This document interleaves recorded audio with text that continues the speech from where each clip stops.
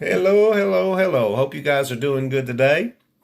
Mr. B here from my office at my house because of the coronavirus. But anyway, let's kick this class off today. I'm gonna start today on intro to air conditioning. Although air conditioning systems are now almost used universally in vehicles of all types, there was a time when mobile air conditioning was considered by some to be a luxury. It was an accessory to provide more comfort to drivers than most people could afford. So, in other words, only rich folks had air conditioning. That's how it was back then. The rest of us had to roll the windows down and speed up the car to cool off. Any of you ever had a vehicle like that before that didn't have any air conditioning in the middle of July? I have, and it was a mess. I'm an '80s generation. I'm 50 years old, so I'm an '80s generation guy, and that was my generation back then. A lot of folks didn't have air conditioning. It was rough. A lot of cars didn't come out with air conditioning back then. So air conditioning today is everywhere. Every vehicle you got, it ain't even a question anymore. It's going to have air conditioning in it. To kick off this class, I'm going to teach you the basics of air conditioning systems, including how the refrigeration system works, the components of the system, the fluids used throughout the system's controls, and diagnostics. Let me give you a brief history of air conditioning. The challenge of creating an air conditioning system similar to the type used in modern vehicles of today was solved in the 1920s with the development of efficient refrigerant compressors and safe refrigerants. Until then, earlier, crude refrigeration systems would pump toxic, flammable gases such as ammonia, methyl chloride, and sulfur dioxide throughout the air conditioning system as refrigerants. That's what they used prior to Freon. Well, several fatal accidents occurred in the 1920s when methyl chloride leaked out of refrigerators. And as a result, people were leaving their refrigerators in their backyard. If you've ever seen any old pictures of the 20s, early 30s, maybe old movies or things like that. A lot of times you would see a refrigerator sitting outside. You'd see this little old white boxed refrigerator sitting outside. And I don't know if you've ever wondered, well, why would they put the refrigerator outside? Well, that was the reason. These things would leak and they would this toxic gas would come out and it would kill everybody in the house. And once they figured that out, they realized we got to get rid of this. It's got to go outside. And when the people started dying, they realized they had to come up with something different. Something had to change. Well, an effort between three American corporations, which you've probably heard of, Frigidaire, General Motors, and DuPont, they came together to search for a less dangerous method of refrigeration that led to what we have today. In 1928, a guy by the name of Thomas Midley Jr., aided by Charles Kettering of Detroit Diesel and AC Delco, invented a miracle compound called Freon. Now, I'm sure you've heard of Freon. You go into a parts store in the Walmart, you're going to see Freon everywhere, particularly in the summertime. Freon was produced by reacting chloride tough word here, to tetrachloride, commonly used in carburetor cleaner with fluorine gas. Freon is a brand trademark name of DuPont Chemicals, and it is colorless, odorless, non-flammable, and non-corrosive gas or liquid.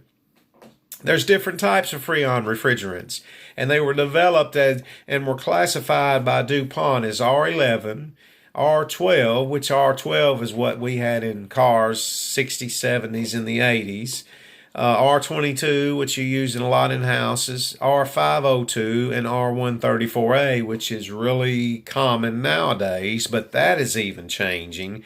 R134A is going away. Now we're going to something called YF1234. If you got a 2020 model car, which my daughter bought one last week, it's got YF1234. I went and looked on the tag, and there it was. That's what's coming out in new cars. Because Freon was non-toxic, it eliminated the danger from refrigerator leaks. In just a few years, refrigerators using Freon would become the standard for almost all home kitchens and later on mobile air conditioning.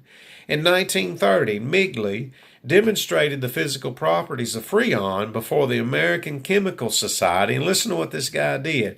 He inhaled a lungful of Freon, blew it onto a burning candle, and extinguished the candle. That was his way of showing that it was non-toxic. Now, I don't suggest you do that, but he did do it.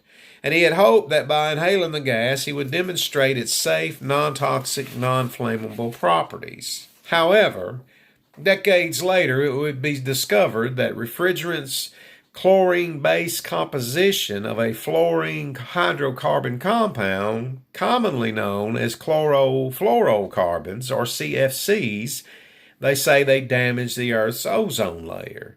Now, I don't know if that's true or not. I think a lot of stuff is all political and people making money off of it. I don't know. I don't have really an opinion on that. But incidentally, Migley, who also is credited with inventing lead additives used in gasoline to increase its octane level, he died from lead poisoning just a few years after the demonstration. Now, is there any relation to him inhaling Freon? I don't know. But don't do it. Don't inhale Freon.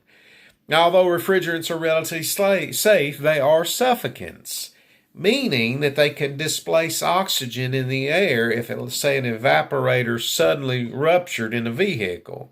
It would displace oxygen, and therefore not getting any oxygen, it could kill you. We were in the shop last year during my AC class and was working on an air conditioner, and we charged it up and pulled it off, and the port the charge port blew out and it filled the shop up with Freon. About 2 pounds of Freon, but it filled the whole shop up. We had to open the doors up and air it out. It was hard to breathe. It displaces oxygen, so you got to be careful with it. Excuse me, no corona.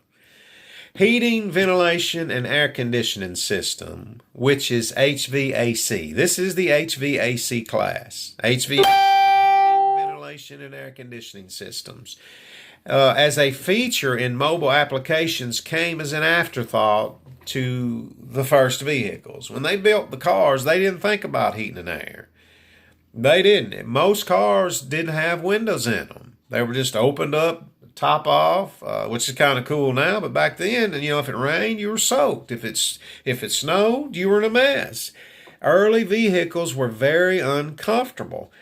In the winter, drivers and passengers had to bundle up, or they would freeze. And in the summertime, this is what an air conditioner consisted of. It was the breeze produced from 4 open windows at a top speed of 25 miles an hour. That's what the early cars would go. That's the only speed you could get out of them back then. They were burning up. They were really hot. But when vehicles' cabs began to be enclosed, windows, doors, all these other things, to the elements, vehicle systems, or ventilation systems, should I say, became necessary. And they would put vents in the floors, and it would bring in more dirt and dust than it would cool air. So in the 1940s, the first mobile air conditioning system was installed in automobiles. That's a long time from the 20s to the 40s staying hot, wasn't it? A large cooling evaporator occupied the entire trunk, and its only controls was a blower motor switch. I've actually seen pictures of this, and you didn't have a trunk at all because you had this great big evaporator in the back of your vehicle to cool it off. I mean, they just really, really didn't work well. And to shut off the air conditioner, you had to physically take the belt off the compressor, or it just ran all the time. I mean, you think about that. You're driving a car and you're freezing to death now because your air is running all the time. The only way to stop the air conditioning is to shut the vehicle off, go back there, and physically take the belt off the compressor, and then you're not having air anymore. That was a mess back then. And that's just how it was. We have come a long way from where we were then. Even in the mid 1980s. Air conditioning systems were installed on only about 85% of automobiles and far fewer trucks. Today, however, almost 100% of all cars and commercial vehicles are equipped with air conditioning systems. I know a guy back it was in the 90s. He was a friend of mine. He was cheap. I mean, really cheap. He was just cheap. That's all I can say. He was cheap. But he went and bought a new car. And he come by and showed me the car, and I was looking at it, and looking at it, turn air on, and nothing. I mean, he had some ventilation moving, but I said, man, there's something wrong with your air conditioner. And he said, I ain't got no air conditioner. I said, do what? And I went and opened the hood up, and it didn't even have a compressor on it. You got to have a compressor to have air conditioning. I said, what in the world is this? He said they wanted $5,000 to put air conditioner on the vehicle. And I said, and you didn't do it? Man, they were going to finance that in. Why would you not want air conditioning on your car? He said, to save the money. I said, boy, you're going to regret that. You are going to regret that. That's just worth paying for. If you've been in a hot house in the summertime where the air went out, yeah, it happens. I've been there. I tell you what, we came back from a vacation one time in the heat of the summer, and at nighttime it was 95 degrees. Came home and my air conditioner was out. You know what I did? I mean, we drove all the way back. I don't remember where we went, how many hours it was. But I know it was a long drive. Got home, unpacked, figured out the air conditioner was gone. I went straight to Walmart, bought me a window unit, and put it in. You do without air conditioner for a while, it gets tough. Now, I know my granddaddy, when we were coming up, he lived up in Tennessee, and we'd go see him, and never had air conditioning. I mean, he grew up in that generation where they didn't have it. And I remember going to his house, and they had a box fan in the window, and that kept them happy. We're in there suffering, sweating, trying to cool off. I say, Granddaddy, why ain't you got some air conditioning? He said, man, I don't want no air conditioner. He had never had it. Well, we have had it. And if you've had air conditioning, you realize you can't do without it. If you come up in a generation where you never experienced it, that's one thing. But you can't miss what you never had. We've had it. And it's miserable without it. You guys, I'm going to teach you a lot about air conditioning. I'm going to tell you right now, tomorrow's video, I'm going to move into fundamentals of air conditioning systems. And you're going to be blown away at how easy this stuff is. And I tell every one of my class, my AC students, that you are going to be shocked at how easy air conditioning is. All it is one big cycle. Changes from gas to liquid. Most of the time, you can open a hood of a car up, put your hands on it, and feel and tell if the air conditioner is working or not. And I'm going to teach you that. I'm going to show you when we get to doing hands-on in the shop that you can just go in and you can raise a hood, and I'll show you where to put your hands and feel.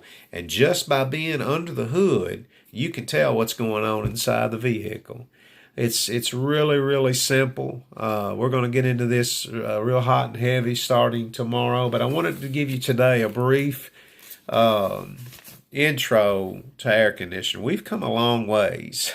We really have come a long ways. Things are changing all the time. Like I said, we're going to a new Freon called YF1234. I don't know why they're changing again, but that's where we're headed to.